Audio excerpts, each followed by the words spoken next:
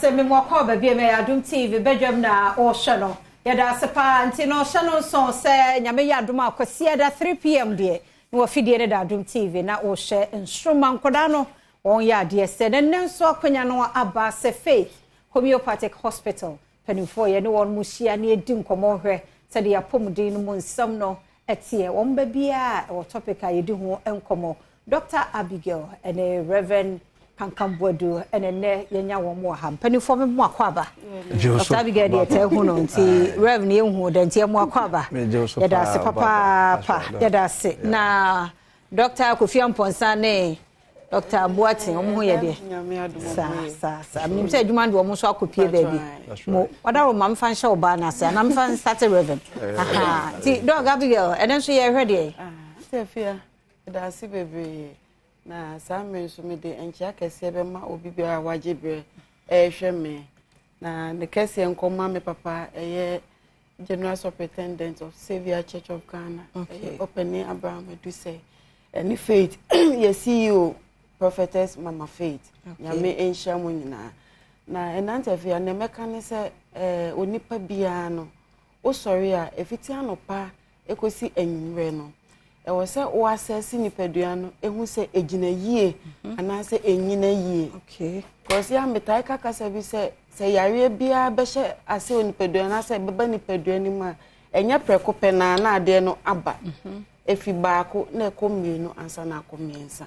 enti se ade bi oho anase ensunsu anso bi eba nipadua num na se un steady anase un notice a obi okwan so ohu but no wayi nani efi ho na enemeka bibi kakaba 5 signs bi ye daily when I was setting bia ye hwe bibi ti se one ye nayem se bia e was setting bia utiminya good sleep because if it anopa no o sorry fi kete so adwe no aye adwuma fiti anopa kosi enwumre wo beda wakọ kete so no osiminti minda omni kota omna kota se ya kosi se ade beche e bia ne nakra 1 hour and I say 2 hours. Enye obesori anopa no bon se na nipadua na aye week. And I say when ni kra hu se when ni achi na peja looky fine. But na watu na jwa fan se eye normal. Ni etoso e bia obesori anopa bia na se enwume bia so timi ko toilet. Unya free bowel movement. But e bia also me de 3 days 4 days na onko bi enye because ye didi de bia ye no munso de bia emframa fa ye ho enti se nipadua no eyi ne a opena toxins na na se ne enye ne waste na wo se ababonten se imagine se e stay nipadua no for 3 4 5 days then na ebeye na e cause problem ewum ana se bia edidiem e wo se enya good eating habit obi o age se ofa edru ansa wetimi edidi enye nipadua no ne epeno no also at least utiminya good appetite all the time aduane no se udi na ye balance anase enhihye no ekoyi a tembia bon se wanu mu da ho obetimi adi udi define no kwa honta anyare o be se adide no ankoyi a na ma yare nketenkete na e starting ne to so biom e bia good healing of wounds de bia fita no pa ko se yetanya scratches e wo ye ho enti sa de we ba abro so 3 4 days e say etimi ewu but e bi ono mo a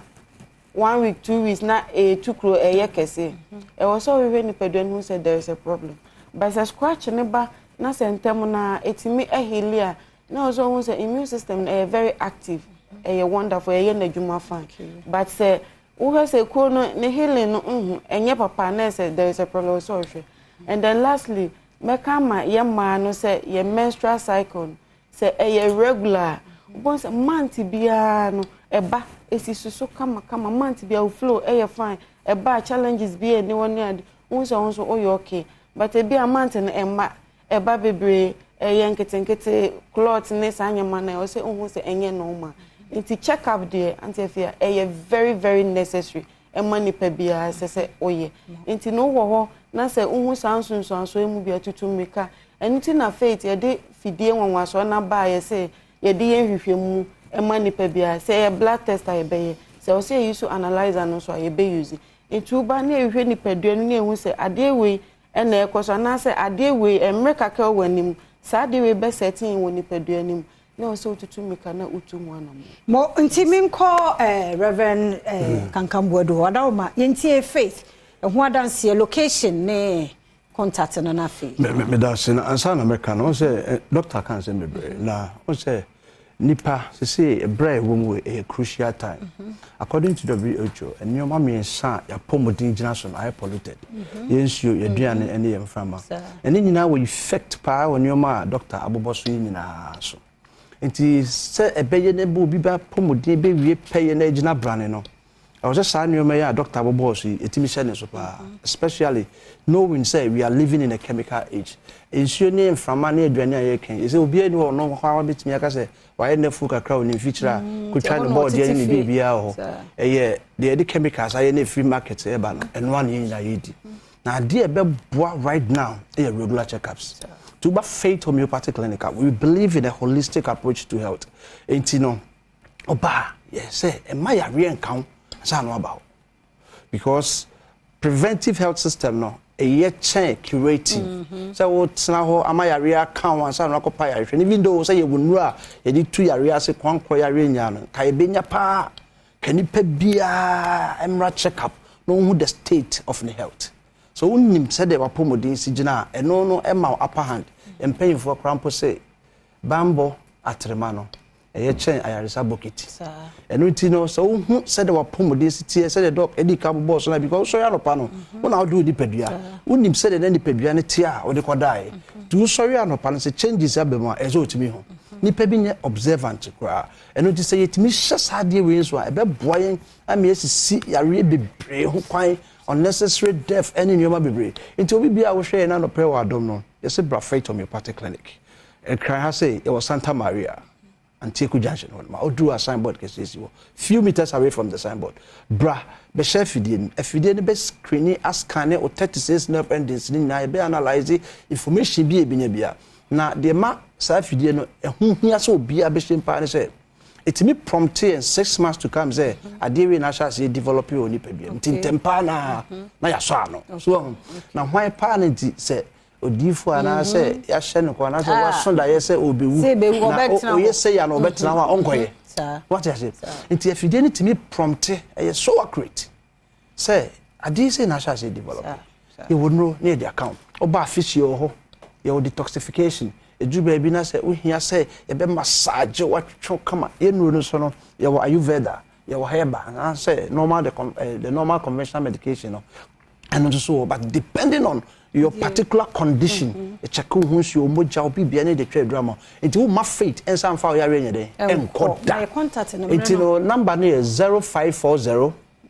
710 940 0540 710 940 and also wait me after 0244 58 38 59 0244 58 3859 kuma so open ya obenya yo ahene makokobin 18 mo ahene makokobin 18 mo no ma se takwade na wa e Anaje police station chen ho no ma ye se takwade fo nyina Anaje police station we be do Dr. Boachan e krado ko fo bia de Landry Managers Road or Poly Junction so Bogos on the Central Western region ho be bibia na ko Bogos station no ma old Aseda ya re bia ha obi ya modi en chesa yenza ye wo yare bia ne sibre ne poma sibre e wo Faith Homeopathic Clinic to bia mfa ne yare no emra Faith na obenya ayare hwe ye da se ye mfa mun si ha nyame ya Adom next week nso ye best share ye da se papa panti Faith Homeopathic Hospital na ye te one more en kano na mamenkai wo se Franco Trading Enterprise phones papa fie ene ho ene wo phones ene ho akade dia ye mfie ni kire Franco Trading Enterprise say Nokia Samsung iPhones, smart TVs, ningina ubenya bi. Na Franco air conditioner so e wo hot chest freezers, any refrigerators, ne washing machine nyina wo hot CCTV cameras so aye crowd wo Franco Trading Enterprise. Aye phones papa efie eno ho. Mr. Oko Google Franco Trading Enterprise. One more contact any ho. Nti phone number here me dey ma we 0246 422338 0246 422338 and 0555 939311 0555 939311 and I say we call Google no download the Franco Trading app no ewo Google Play Store na fe on a Franco Trading Enterprise for Edin Komo. Mamen komra sisi me another guest wo ho so aye ne to ankomo no so me kwa